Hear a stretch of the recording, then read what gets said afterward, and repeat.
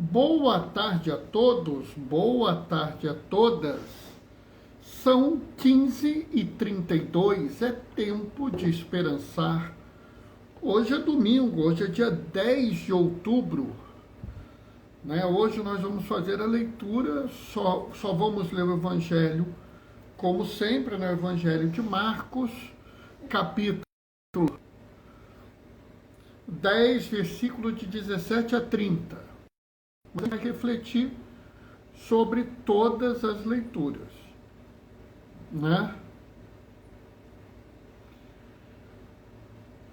Mônica, minha esposa, entrou. Mozinho, paz e bem para você.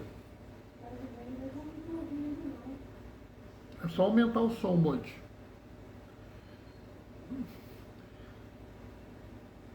Nós estamos aí na atividade, esperando as pessoas chegarem. Esse primeiro momento a gente espera cada um chegar, cada uma chegar. Domingo é sempre ruim, Domingo tem muita coisa para fazer, o pessoal almoça mais tarde. Vamos esperar, vamos ver se alguém vem. Mas se não vier, a gente faz a reflexão do mesmo jeito.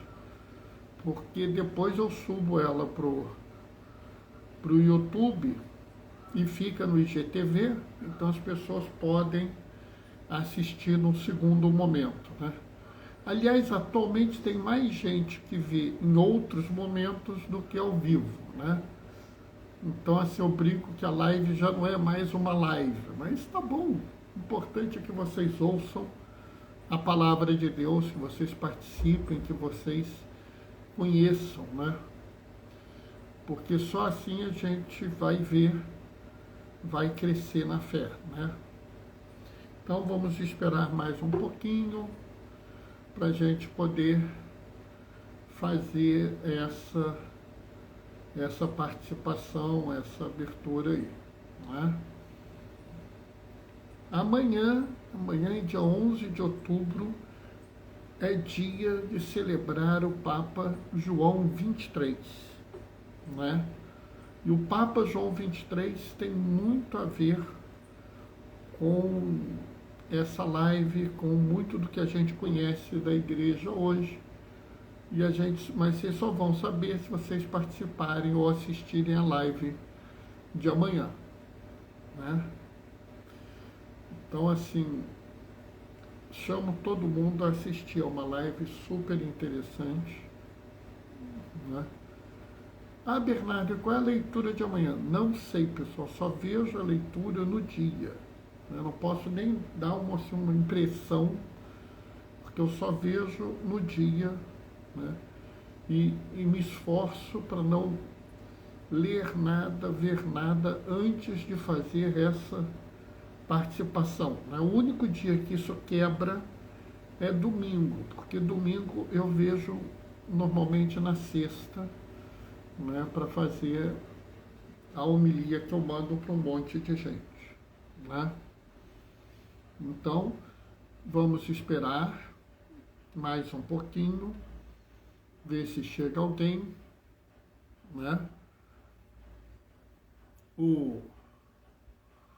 Hoje a gente vai ler também o livro da sabedoria, um pedacinho, 4 versículos, e um pedacinho da epístola aos Hebreus. É interessante porque a parte da epístola aos Hebreus eu já falei várias vezes sobre esse pedacinho aí que a gente vai ler. Várias vezes eu me pronunciei citando ele. Então é interessante a oportunidade de vocês verem, Acho que é legal quando a gente vê que a coisa não é assim uma opinião perdida, mas sim faz parte mesmo do que a gente tem na igreja, do depósito da fé, E até porque às vezes também é tão perturbador essas leituras, Então a gente vai esperar um pouquinho, Mais um pouquinho eu começo, Só daqui 1h37 a gente começa. Já deu, vamos lá. O Senhor esteja convosco. Ele está no meio de nós. Proclamação do Evangelho de Jesus Cristo, segundo Marcos. Naquele tempo, quando Jesus saiu a caminhar, veio alguém correndo, ajoelhou-se diante dele e perguntou: Bom mestre, o que devo fazer para ganhar a vida eterna? Jesus disse: Por que me chamas de bom? Só Deus é bom e mais ninguém. Tu conheces os mandamentos: não matarás, não cometerás adultério, não roubarás, não levantarás falso testemunho, não prejudicarás a ninguém. Honra teu pai e tua mãe. Ele respondeu: Mestre, tudo isso tenho observado desde a minha juventude. Jesus olhou para ele com amor e disse: Só uma coisa te falta. Vai, vende tudo o que tem e dá aos pobres, e terás um tesouro no céu. Depois vem e segue-me. Mas quando ele ouviu isso, ficou abatido e foi embora cheio de tristeza, porque era muito rico. Jesus então olhou ao redor e disse aos discípulos: Como é difícil para os ricos entrar no reino de Deus. Os discípulos se admiravam com estas palavras, mas ele disse de novo: Meus filhos, como é difícil entrar no reino de Deus. É mais fácil um camelo passar pelo buraco de uma agulha do que um rico entrar no reino de Deus. Eles ficaram muito espantados ao ouvirem isso e perguntavam uns aos outros: Então quem pode ser salvo?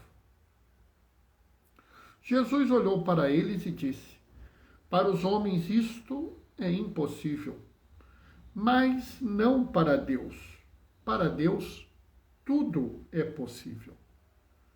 Pedro então começou a dizer-lhe: Eis que nós deixamos tudo e te seguimos.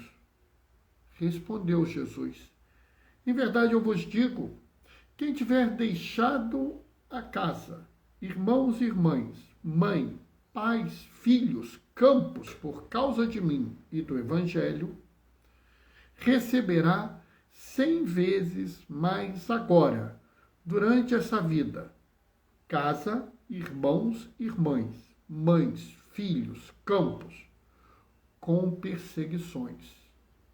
E no mundo futuro, a vida eterna. Palavra da salvação. A leitura de hoje é uma leitura muito conhecida, né? Alguns chamam do jovem rico, outros chamam do rico, né?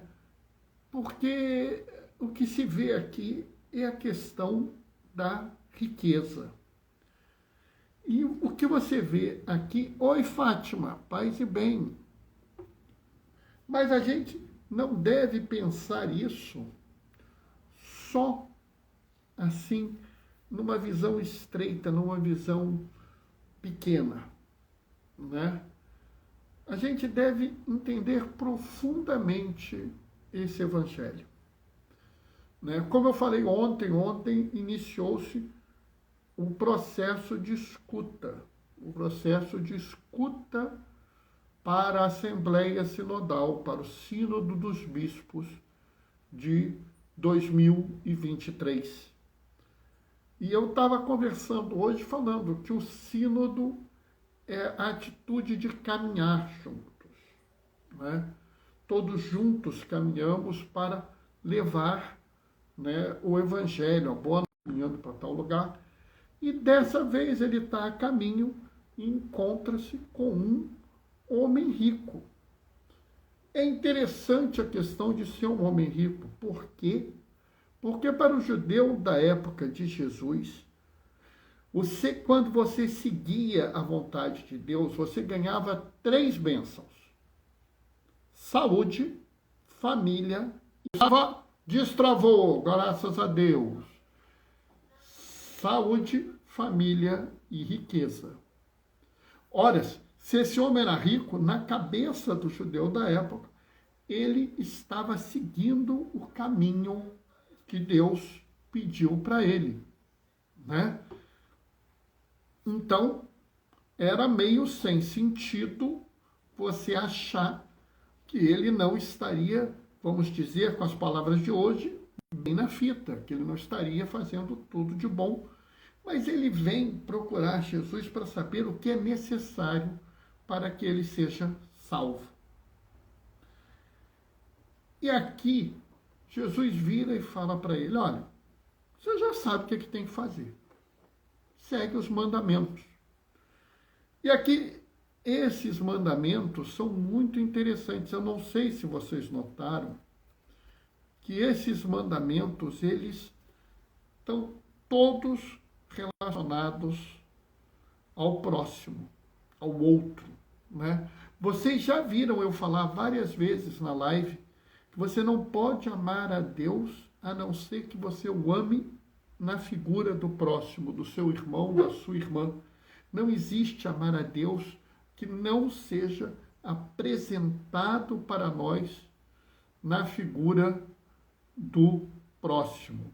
Fátima, o seu celular está travando, é? Eu pus o meu no 4G, vamos ver se melhora, porque aqui deu inclusive uma interrupção, vamos ver como é que fica. Então, Jesus, ele coloca todos os mandamentos, e se vocês verem, ele coloca um mandamento que não está nos 10 mandamentos, mas que chama atenção, né? Observa que ele fala assim: não prejudicarás ninguém. Sabe, esse mandamento é um mandamento que eu considero muito interessante, porque ele coloca em xeque muito do que a gente faz na vida. Eu vou falar sobre isso com fulano, mas isso que você vai fazer vai prejudicar alguém?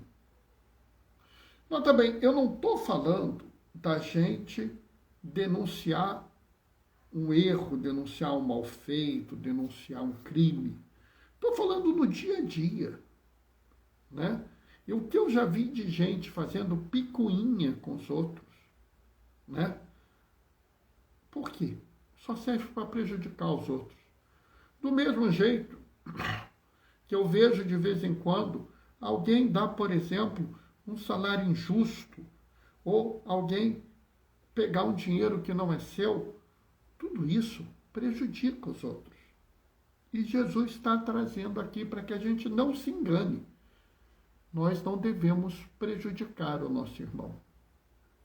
Mas esse homem que afirma fazer tudo isso, eu já faço tudo isso, eu sigo a lei perfeitamente, me lembra até os fariseus. Os fariseus viviam falando isso: nós seguimos a lei perfeitamente.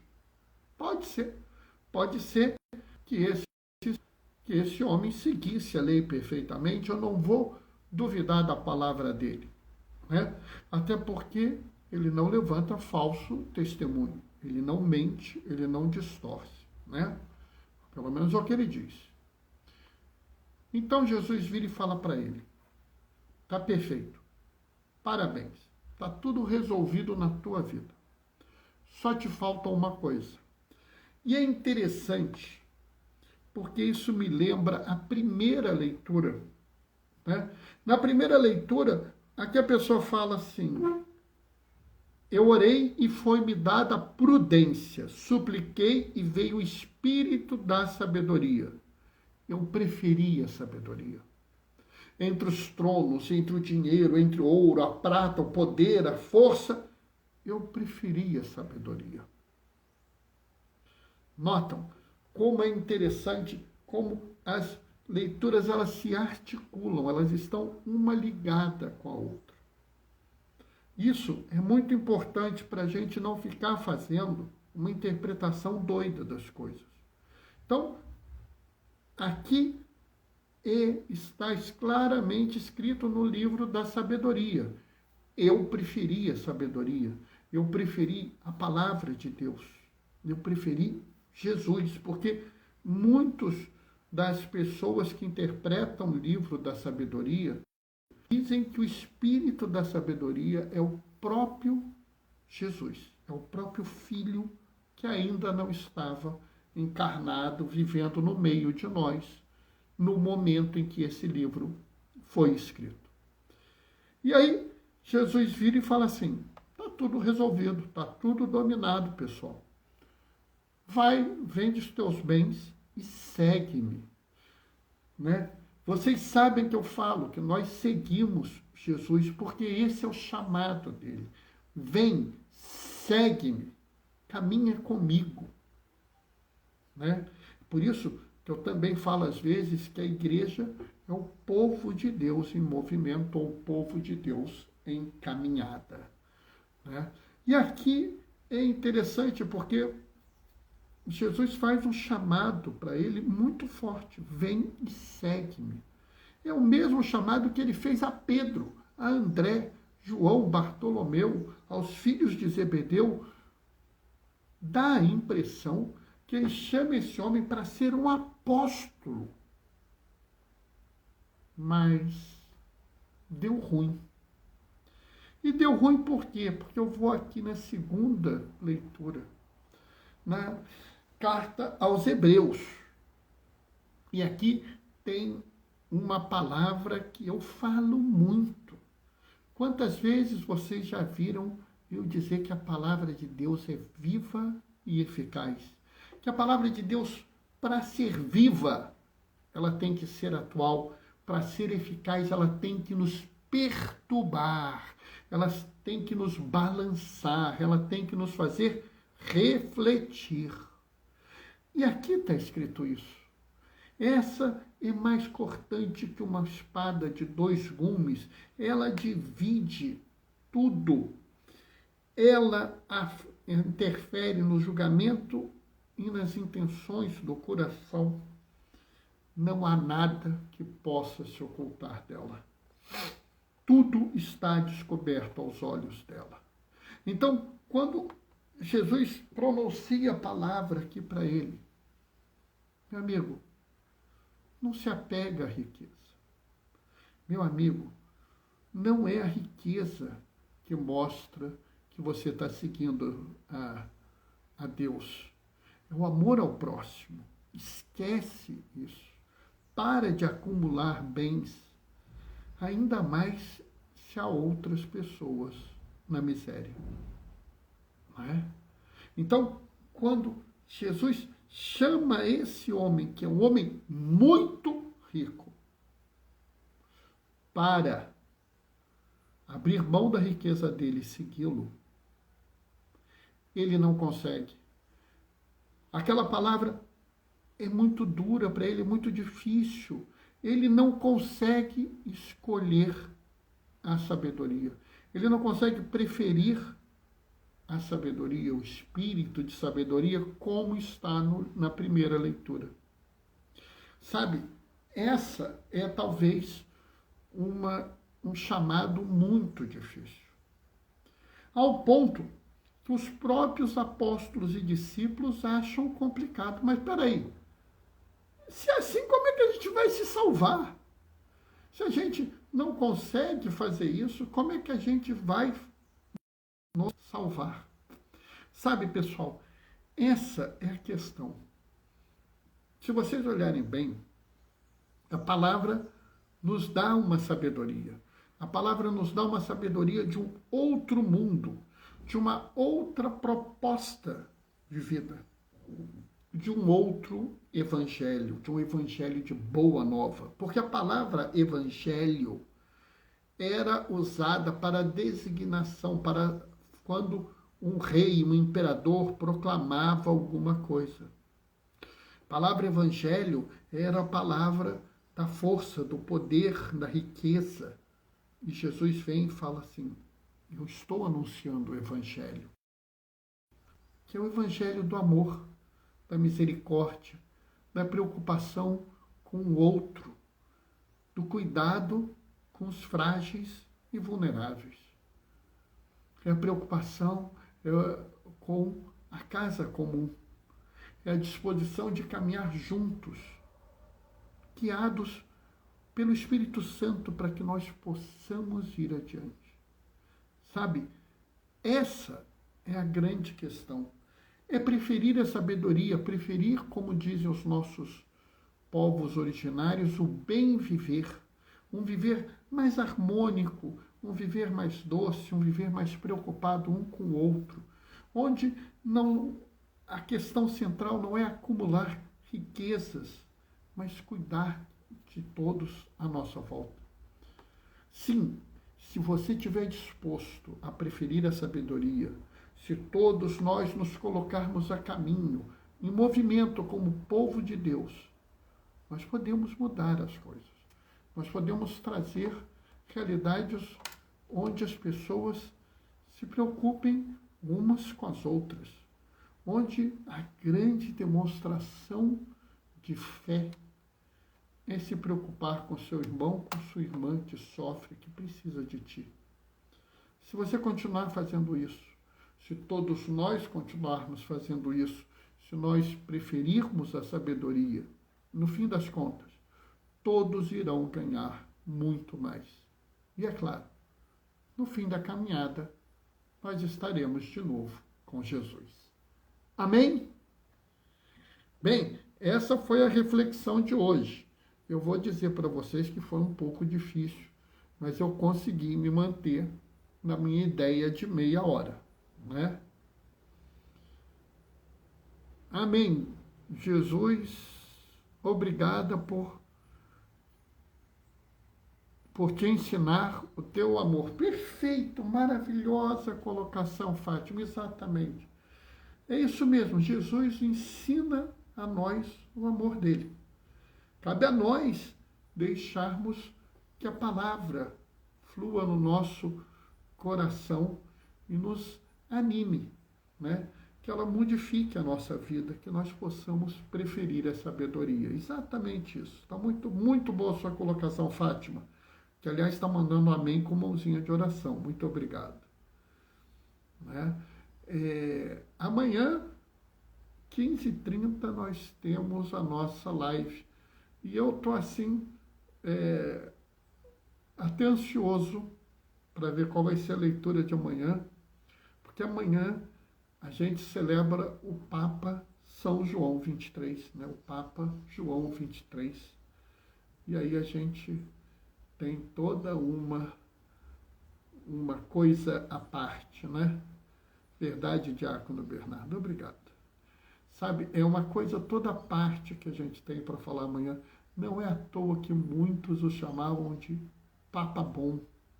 Tem muita história do Papa João 23.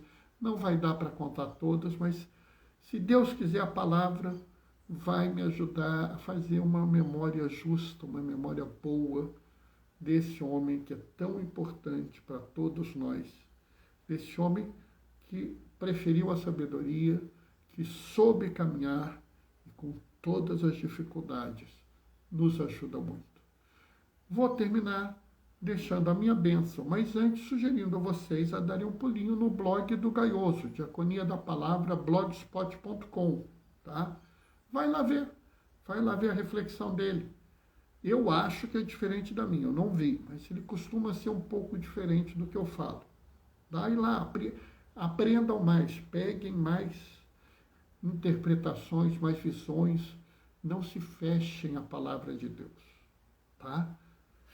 O Senhor esteja convosco, Ele está no meio de nós. Por intercessão de Oscar Romero, desça sobre vós e permaneça para sempre. A bênção do Deus Todo-Poderoso, Ele que é Pai, Filho e Espírito Santo. Aqueles que podem, fiquem em casa. Teve que sair, bota a máscara. Pintou a chance, toma a vacina, primeira dose, segunda dose, dose de reforço, o que for. A vacina boa é que está no braço da gente. Combinado, pessoal? Hoje e sempre, glorifiquem o Senhor com a vossa vida. Vão em paz e que o Senhor vos acompanhe. Beijos e bênçãos. Tchau, tchau.